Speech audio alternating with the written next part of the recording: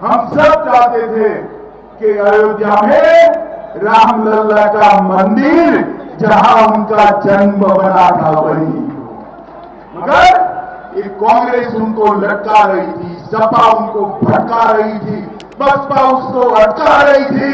मोदी जी ने राम जन्मभूमि के मंदिर का शिलान्यास किया और आप सब थोड़े समय में देख पाएंगे कि भगवान श्री राम अपने निज मंदिर के अंदर विराजमान होंगे, अयोध्या में मंदिर बनेगा। मोदी सरकार पर विपक्ष लगातार आरोप लगाता है कि लोकतंत्र खतरे में है, और जिस तरह राहुल गांधी लंदन गए थे तो उन्होंने तब भी कहा था कि भारत में लोकतंत्र खतरे में है, और उसके बाद जिस तरह से राहुल गांधी पर जो गुजरात की सूरत कोर्ट में केस चल रहा था वो रीओपन हुआ, और उसमें राहुल गांधी को मानहानि केस में 2 साल की सजा हुई। हालांकि बेल तो मिल गई, लेकिन उसके बावजूद भी दोषी करार दे दिया गया। अब दोस्तों आपको बता दें कि विपक्ष लगातार आरोप लगा रहा है मोदी सरकार पर कि मोदी सरकार के राज में लोकतंत्र खतरे में है, लेकिन अमित शाह ने आज कहा है कि लोकतंत्र नहीं बल्कि परिवारवाद खतरे में है। अमित शाह का यह राहुल गांधी पर हमला था। बता दें कि आज केंद्रीय गृह मंत्री अमित शाह उत्तर प्रदेश के कौशाम्बी पहुंचे। यहां उन्होंने मुख्यमंत्री योगी आदित्यनाथ के साथ कौशाम्बी महोत्सव का उद्घाटन किया। इस मौके पर राज्य के दोनों उप मुख्यमंत्री केशव प्रसाद मौर्य भी और ब्रजेश पाठक भी मौजूद रहे। उद्घाटन समारोह के बाद संबोधन में अमित शाह ने विपक्ष पर हमला बोलते हुए एक बार फिर से नरेंद्र मोदी को प्रधानमंत्री बनाने की अपील की। अमित शाह ने कहा कि सपा, बसपा और कांग्रेस यहां सुपड़ा साफ करके मोदी जी को प्रधानमंत्री बनाया, फिर यहां मोदी जी ने योगी जी को मुख्यमंत्री बनाया। 2024 में यूपी क्या करेगा, मैं पूछने आया हूं। मैं मोदी जी को फिर से प्रधानमंत्री बनाने के लिए संकल्प लेकर आया हूं। कल ही संसद समाप्त हुई। आजादी के बाद इतिहास में कभी नहीं हुआ कि देश के बजट स्तर में चर्चा करे बिना संसद समाप्त हुई हो। विपक्ष के नेताओं ने सदन को चलने नहीं दिया। इसका कारण कि राहुल गांधी को अयोग्य घोषित किया गया। अमित शाह ने आगे कहा, ये कानून कौन लाया? सुप्रीम कोर्ट ने फैसला देकर इस कानून को बनाया। मनमोहन सिंह उस समय लालू प्रसाद यादव को बचाने के लिए इस कानून को सुधारना चाहते थे। राहुल गांधी ने उन्हें रोका। इसके बाद सूरत की एक अदालत ने राहुल गांधी को सजा दी। सजा होते ही सांसदी चली जाती है, चाहे कोई भी हो। अब तक 17 सांसदों की सदस्यता गई है, राहुल जी की भी गई। इस पर कांग्रेस वालों ने काले कपड़े पहनकर पूरी संसद बंद कर दी। मैं राहुल गांधी से कहना चाहता हूं, कानून का पालन करना हर नागरिक का धर्म होता है। आप सांसद थे, इस फैसले को चुनौती दीजिए, लेकिन आपने संसद के वक्त को बलि चढ़ा दिया है। भाजपा नेता ने आगे कहा, राहुल गांधी ने विदेश में जाकर भारत का अपमान किया। देश की जनता देखती भी है और समझती भी है। एक बार फिर मोदी जी की सरकार 300 पार बनेगी। वे कहते हैं कि लोकतंत्र खतरे में है। मैं कहता हूं, इनका परिवारवाद खतरे में है, अब लोकतंत्र नहीं। आपने इस देश के लोकतंत्र को जातिवाद और परिवारवाद में जकड़ कर रखा है। मोदी जी ने परिवारवादी पार्टियों को भी हराया है। राम मंदिर का जिक्र करते हुए गृह मंत्री अमित शाह ने उत्तर प्रदेश के कौशाम्बी में कहा कि कांग्रेस, सपा, बसपा रोड़े अटकाने का काम कर रही थी। अब भगवान राम अयोध्या के मंदिर में विराजमान होंगे। कश्मीर हमारा है, उसमें आतंकवाद समाप्त करने का काम हमने किया। हमने धारा 370 को समाप्त करके कश्मीर को हमेशा के लिए हमारा कर दिया।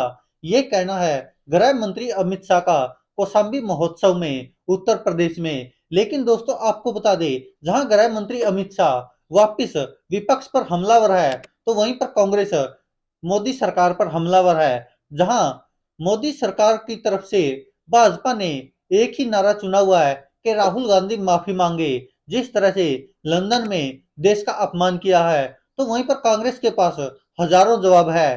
कांग्रेस कहती है, अपमान तो प्रधानमंत्री नरेंद्र मोदी से ज्यादा विदेशों में भारत का किसी ने किया ही नहीं है, वो चाहे चीन में हो या कोरिया में हो। जिस तरह प्रधानमंत्री नरेंद्र मोदी ने तो ये तक कहा था कि 2014 से पहले हमें अफसोस होता था या अपने आप को पाप समझते थे कि हम भारत में पैदा हुए हैं। ऐसी बातें प्रधानमंत्री नरेंद्र मोदी ने बोली थी।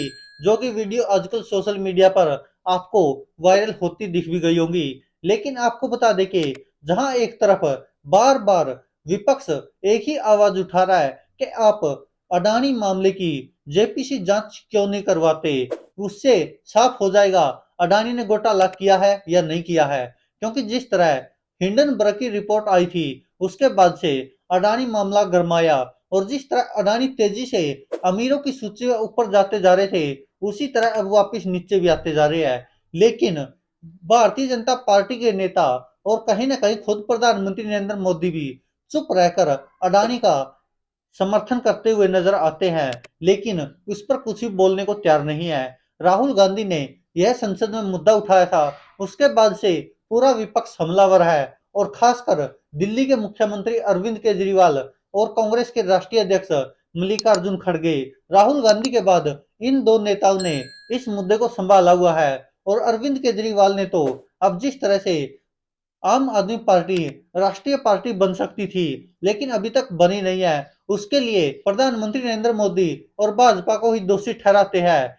आम आदमी पार्टी के राज्यसभा सांसद संजय सिंह वो तो ये तक कहते कि ईडी सीबीआई एनसीबी और आईटी ही नहीं बल्कि चुनाव आयोग भी मोदी सरकार के इशारे से चलता है। ऐसे ऐसे आरोप आम आदमी पार्टी की तरफ से लगाए जा रहे हैं। आपको बता दें कि अब जिस तरह से कांग्रेस हमलावर है भारतीय जनता पार्टी की सरकार पर कि आखिरकार वो अडानी को क्यों बचाना चाह रही है, और उसी को लेकर अब राज्यसभा सांसद संजय सिंह भी आम आदमी पार्टी की तरफ से लगातार मोदी सरकार को घेरने में कहीं भी कोई कमी नहीं छोड़ रहे हैं। उन्होंने तो 2015 का एक डाटा और सामने रख दिया है कि किस तरह से मोदी सरकार ने 1,57,000 करोड़ रुपए का घोटाला किया है। जो पीएफ का पैसा था वो प्राइवेट कंपनियों के शेयर खरीदने में लगाया है। उन 50 प्राइवेट कंपनियों में 2 अडानी की भी कंपनियां हैं जिनमें ज्यादा पैसा लगाया गया है। ऐसे आरोप लगाए थे 2 दिन पहले ही आम आदमी पार्टी के सांसद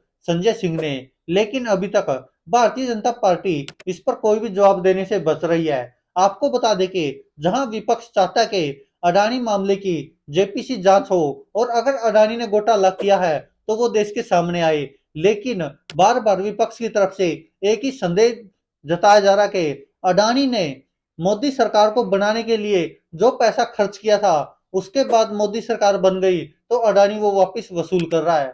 ऐसे आरोप विपक्ष की तरफ से लगाया जाता है। लेकिन अब गृह मंत्री अमित शाह ने 2 मुद्दे खास दिखाए हैं, एक तो राम राज्य का और दूसरा जम्मू कश्मीर में जो धारा 370 कश्मीर से खत्म हुई है।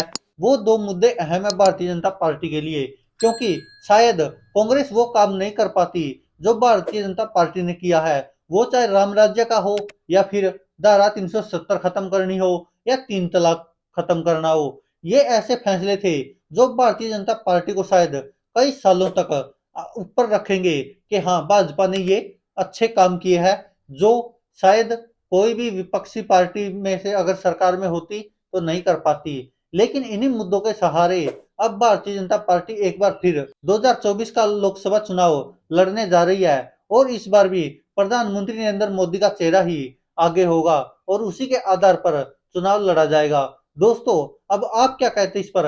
अपनी राय कमेंट बॉक्स में जरूर दीजिएगा। जहां एक तरफ भारतीय जनता पार्टी कह रही के एक परिवार खतरे में है, तो वहीं पर विपक्ष कह रहा कि लोकतंत्र खतरे में है, और सीबीआई, ईडी, एनसीबी और इनकम टैक्स का सहारा लेकर मोदी सरकार विपक्षी नेताओं को जेल में डालने की साजिशें कर रही है। ऐसे आरोप विपक्ष की तरफ से लगातार लगाए जा रहे हैं। धन्यवाद दोस्तों, देखते रहिए सच की आवाज।